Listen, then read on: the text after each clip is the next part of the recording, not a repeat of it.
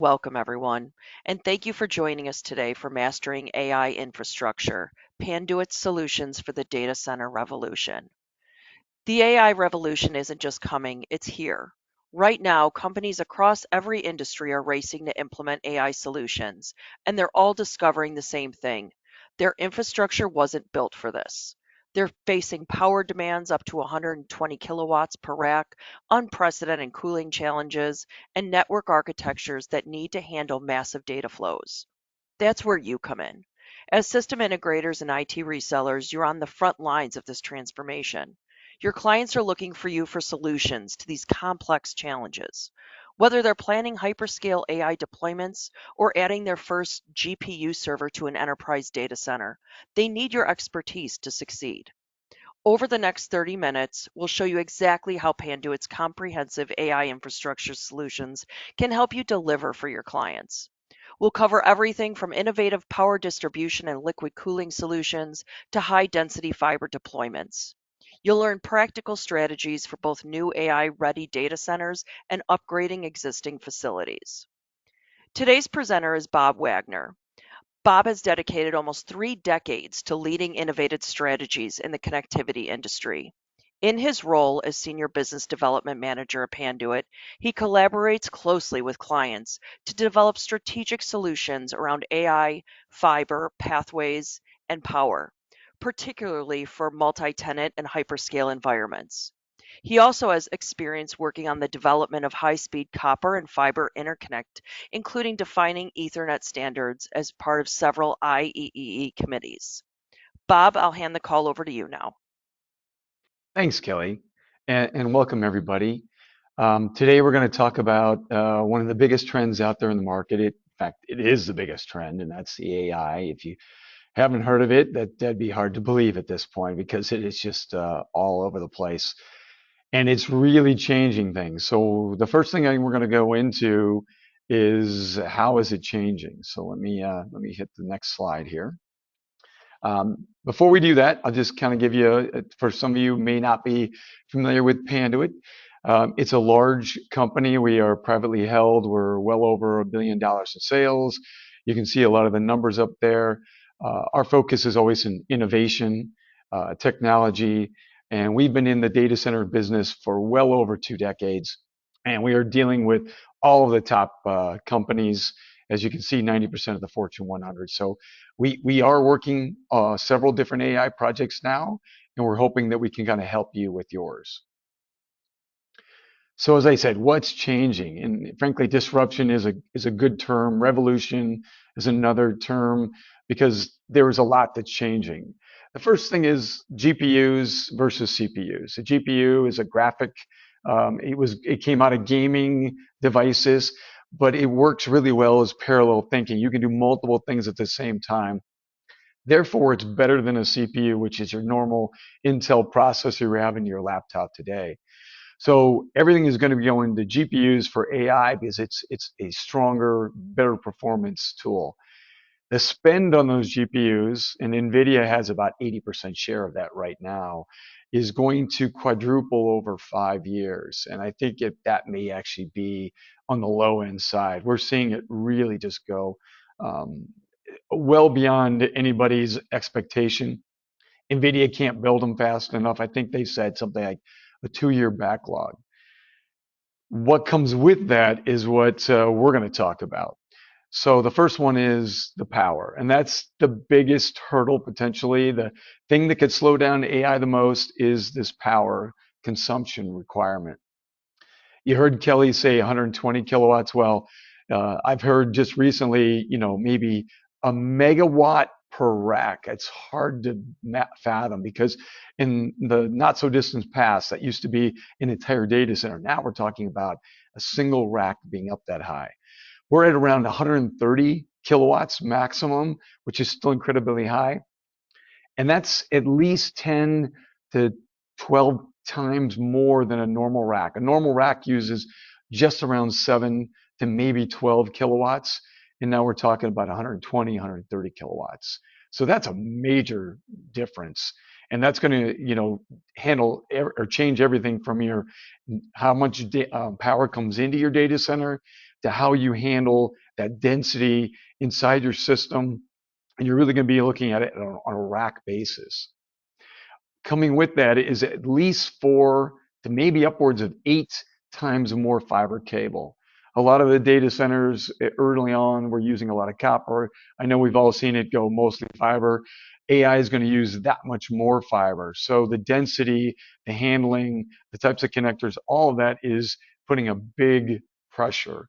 And with all that power and extra fiber and things like that, then you have cooling and you start to see there's major changes in your data center. And you're going to see it change faster than you've ever seen it change before, because the next 5 years, they're trying to double and triple the speeds of everything they're doing today. So taking a little bit step back, it's like, what is AI? And AI is just artificial intelligence. There's many different types of AI.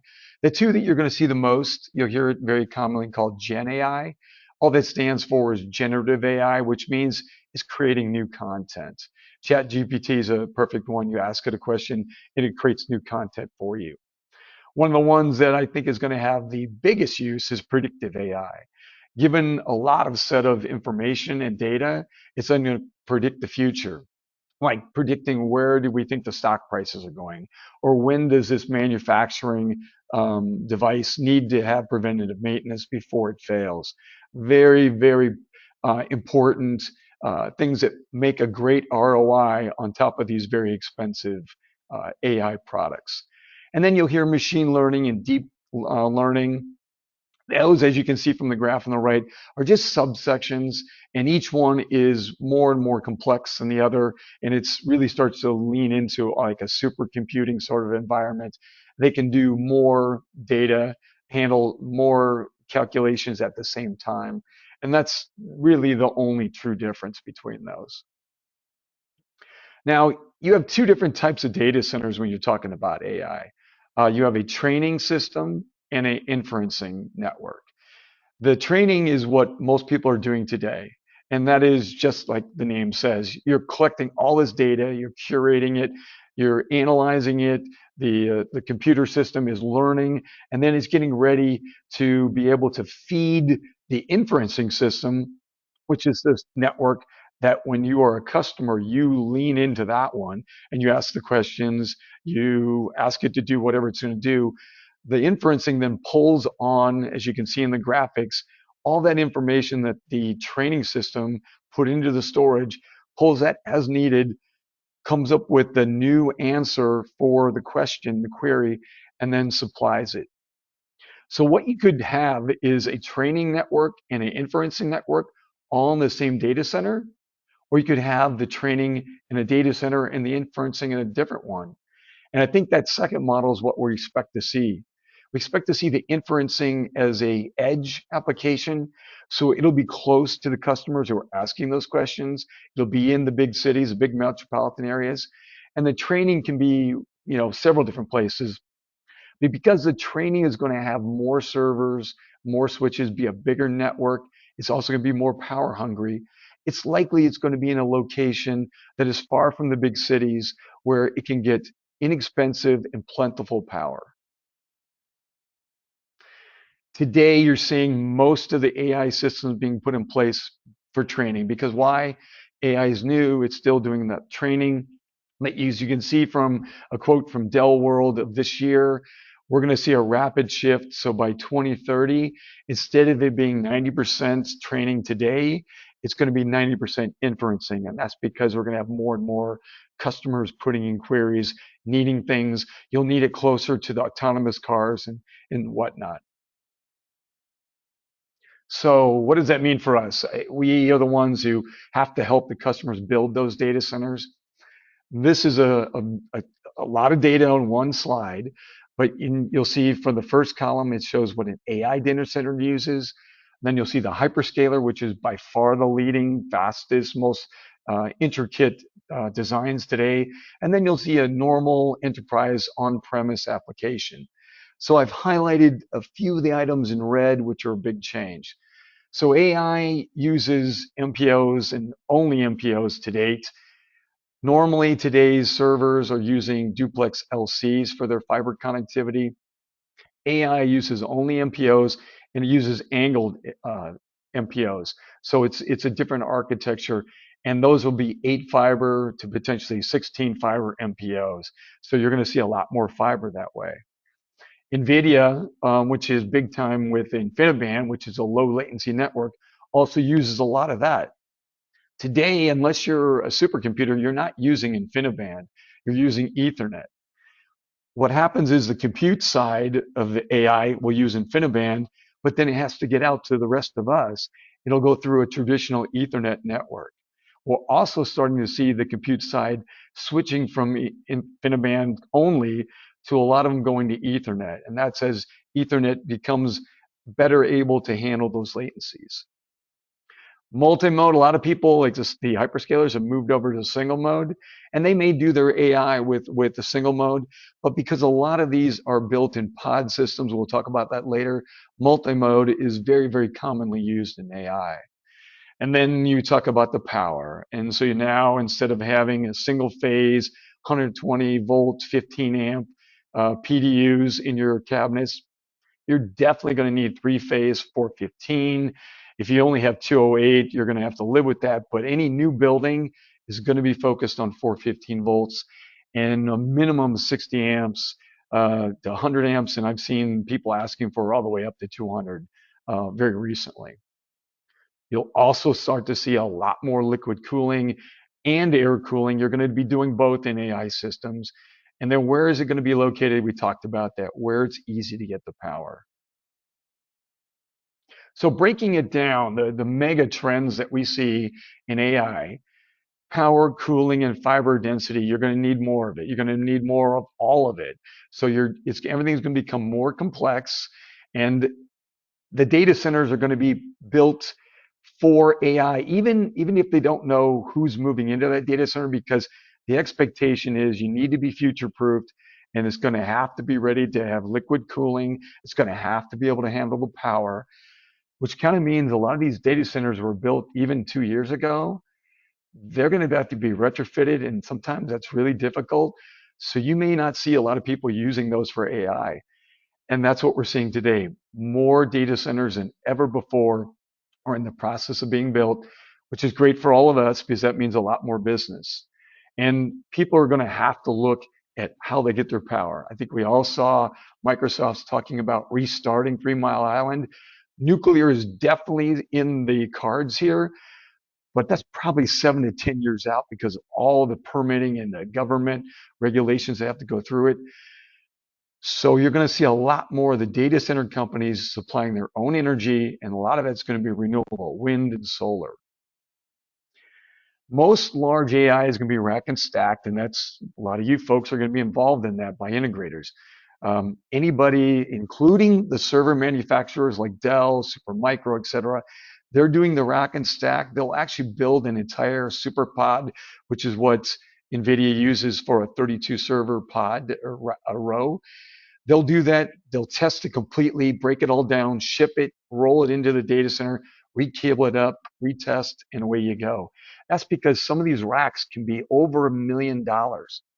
And at that level, they cannot show up and have a lot of problems. They don't have time, and they can't afford the cost of having all that stuff replaced. So integrators are going to become the people who do all that up front.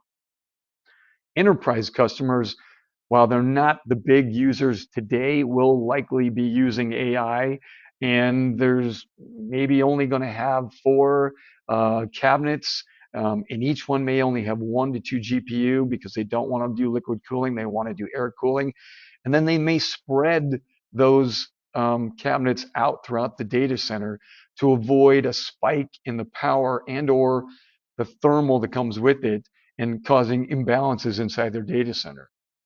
Because remember, most data centers today are cooled as an entire building, and that's one of the things you have to change your focus on. You'll now be focusing on what do I do per rack? Because an AI rack is completely different than a traditional rack, and you have to handle it differently. It will cause a hotspot. It'll need more power. So you really have to start planning your data center well in advance to handle AI coming into it. Direct-to-chip liquid cooling. I'll talk about that a little bit in the future, but that's a must for some of these high-end systems from Nvidia, like the Blackwell GB200. Fiber will be used rack to rack in almost all applications, and a lot of times it's going to be used inside the rack from systems just because of the data speeds and the need for a small cable, which you can't get from copper. And you're going to have to design in the largest capacity pathways because, as I said, 4 to 8 times more fiber. You're going to need 24-inch fiber runner, which is the product that Panduit offers, which is a extruded plastic piece, doesn't have any sharp edges. Or if you're going to go with a wire basket and use trunk cables, which are a little more sturdy, you're still going to want to go to 24-inch wide or even maybe a 36-inch wide to handle that volume. So these are the considerations, and it's not all doom and gloom like the picture shows, but it's a lot of things you got to start thinking about well in advance of preparing that data center and helping your customers prepare with you. So the cable plant and connectivity. First of all, once you know the scope of your AI system, you're really going to want to lay that out, and the architectures are very different. We'll go into that. Cabinet dimensions and the weight capacity. If you're going to rack and roll these things, they're going to need to be dynamic loaded, and a lot of the times it's going to be 3,400 to maybe 4,000 pounds. You're going to have raised floors so you can run that liquid cooling underneath those raised floors and have that plumbing, and you're going to need to make sure that they can handle the weight of the cabinets. You're going to want to make sure the capacity of the pathways and then the rack requirements and cooling types are all taken care of. Even if you're going liquid cooling, you're likely to have air and maybe a rear door heat exchanger, which is what the RDHX stands for. So we'll go back and talk a little bit about Nvidia because they own 80% of the market. And DGX is their term for the server. You'll notice that they'll use terms like Blackwell and Hopper. Those are the GPUs, but they're also tend to be the server names as well. So in this slide, it shows the power requirement, but also the computational speed. So the A100 is 4 years ago. No one's really using that too much. You've got the H100, which is the Hopper. That's what everybody's using today. That's the GPU you can get. It runs around, for a server, which has 8 GPUs, around 10 kilowatts per server, and you get 32 petaflops out of that. The new, just launched earlier this year, really not into a lot of wide scale production, is the Blackwell, the B200. As you can see, that is 40% higher on the power, but you'll notice it's more than double the petaflops. So while the power is going up, the petaflops per watt is actually going down, so it's becoming more efficient. So you do have more power happening, won't hide that, but it's becoming more efficient. So hopefully we can steady that and not get too much crazier on how much power each data center needs. And if you haven't seen it, this is what a B200 looks like. If you take a look on the right, you'll see there are 8 GPUs per Nvidia DGX server. You can kind of see the chips there and how those things that pop up, the heat sink and the whole system. Each of those is an 8 RU to a 10 RU server.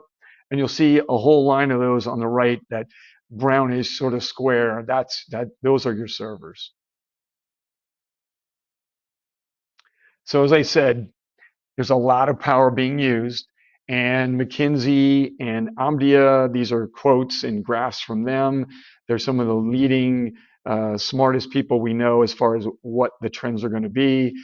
And I wouldn't doubt this graph at all. It means by 2030 that AI GPU servers are going to be using pretty close to half of all the power. That doesn't mean that because they're more power hungry than a traditional server, they'll take up 50%. But I think you're going to see maybe by, over the next 10, 15 years, the downgrade in CPUs and the increase in GPUs to where you may not even be using many CPUs anymore. It may go completely GPU. Everybody's going to want to do an AI system. So when you're planning for that, this graph on the left, these are the 4 things you need to think about. How much power do you need? Not just now, but in the future. How much intelligence are you going to need? So when you start having these high power systems creating a lot of heat, you're going to need a lot more intelligence, thermal understanding of how things are running. How is your equipment operating? Is it about to fail? And these PDUs actually come with that. How many outlets are you going to need? How many servers do you need? And then obviously with the intelligence, you can get the cybersecurity. Today, a traditional enterprise is using no more than 2 PDUs. We're commonly seeing 4 up to 6 PDUs. We're seeing them come in 415 volts all the way up to 100 amps each. There's a lot more PDUs in those racks. And then when you start to see the servers get deeper and you start to see manifolds for liquid cooling going in the back, your your density in the back area of the cabinet becomes really tough. So you may see the cabinets actually growing in depth as well. And you're definitely going to start to see more 800 millimeter wide cabinets being used. But for the power, you're really going to want to have intelligent PDUs. Panduit offers a wide variety from the basic all the way up to monitored switch by outlet. It can handle lots of different devices, as you can see. What's interesting is in the out of band management, which is basically everything you're doing for all those sensors and just some quick signaling is like quadrupled per rack. You're seeing sometimes 16 ports of out of band management per rack, and the PDUs feed into all of that. And they can manage your entire system. So having intelligence in these PDUs is very important. And what's nice with the PDUs that Panduit offers is they have combo outlets. It can handle European as well as US. You can have 42 or 48 outlets per PDU, and that helps you get up to the higher powers you're going to need. So you can get it all the way up to 34 to 45 kilowatts per PDU. And one of the nice things is if you're looking for a global footprint, we also offer a universal PDU, what we call a uPDU, which if you notice in the upper left-hand corner, there's no cable coming into it. We put a connector there and we make it, the PDU itself, you can use either European or global standards or US standards. And then you just add the cable, which has the plug to go into your system, depending on which region you're at. So a different plug for the region, same PDU globally. And as you can see, it handles 1 and 3 phase. So we talked about liquid cooling, and AI is definitely bringing that on. The good thing about liquid cooling is it is way more efficient, and it can cool up 92% of the server, and it uses a lot less energy. Pumps use less energy than fans, and they're much better as far as being quiet. But there's plumbing. Digital Realty recently said plumbers are going to be a mainstay of their workforce at all their data centers. But it takes a lot of technique and skill in putting that in, because you cannot have water or whatever liquid you have dripping all over the place. That can cause a lot of problems. There are many different technologies. Everybody is using universal aisle containment if they have a lot of power, a lot of heat problems. Panduit offers that. In-row cooling, which can handle 1 or 2 or maybe upwards of like 4 to 8 different server cabinets. And those are basically just air conditioning units that are like half-size cabinets that fit in there. Rear door heat exchangers are becoming more and more popular. You can attach that to an existing cabinet where it's basically, again, just a refrigeration unit that it attaches on. It's a little bit different door. You see it has kind of a wheel that can open. Panduit's going to be offering a solution for that coming up in early 2025. The one that's really going to take off, maybe with the rear door heat exchanger and the in-row cooler, is direct-to-chip. You can see that is a picture of a server that's been opened. You're actually running the plumbing right into what's called a cold plate. It replaces the heat sink, so that really shrinks the height of the server, and it pumps cold air in. It swirls around, sprayed on. There's a couple different technologies there, and then it's pumped back out as it's heated, and that is way more efficient. And Panduit's cabinets will come you can use third party today, but we'll come with manifolds somewhere in 2025. We'll add that in as an option. Immersion cooling, if you're a crypto miner or a supercomputer, fantastic, because you are literally dunking the server components down into a big tank of fluid, but it's really complicated. It's not for the faint of heart. There's all sorts of things you have to be very careful about. Do not expect that to be used in widespread adoption, maybe 1% of the market at most. So what does a NVIDIA system look like? Well, this is the most common variety you've got today. It's an H100 pod. It uses 9 to 10 racks. You can see all the servers, and then you'll have 2 network racks. And that can be air-cooled when using Hopper, 4 servers max per rack. If you air cool it, you can now have 8 of these servers, and you can shrink that whole pod down to 5 to 6 racks, depending on how much network cabling you have. So you can really shrink it, but now you're 80 kilowatts per rack. You can see those hoses. That's when you need the cooling. So let's talk about the network architecture. On the left is what a lot of people are doing today. You'll notice all the servers are going into one leaf. And you'll see a much more complex rail optimized network. And that's what AI is using today. When you start to lay this out, you have 32 servers per Nvidia SuperPods, which is a row. You'll need 8 leaves at the end of that row. And then you'll need 4 spine switches, probably in a separate row that'll handle multiple rows. And that geometric pattern is what it looks like. And that doesn't even begin to show you the cabling. Because in reality, that looks like this. This is a spine switch or a leaf switch. Every port has 2 MPO, 8 fiber cables coming out of it. This is an actual picture at CoreWeave. This is intense, and this is kind of messy, and you can see why you need cable management from people like Panduit, and you need structured cabling. So I won't go into too many of the details. I think most of us are used to using structured cabling. Almost everybody out there, except for the supercomputing folks, use structured cabling. NVIDIA is used to is used to supercomputing. So they'll, in a lot of cases, push point-to-point cabling, but you really are going to run into a lot of issues. Most of it do with the slack and the congestion. So what can Panduit offer? We're working with NVIDIA. We've created a structured cabling guide that will soon, once it's been formally approved by NVIDIA, and most of it already has, will appear on their website. So customers that want structured cabling, they'll be able to refer back to that. You can reach out to us. We can help you. It shows all of our cabling enclosures and cables, and you can use this to develop your systems. Some of the key products, Rapid ID, which means we have labels already attached. You don't have to add labels. You can scan it in. It gives you your network map. We got the best OM4 cabling out there under signature core.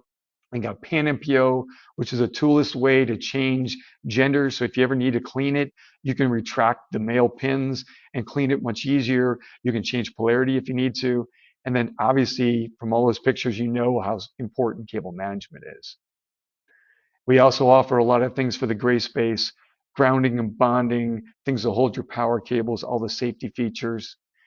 We have all the different types of pathways, splicing, connectivity, fiber cabling you need.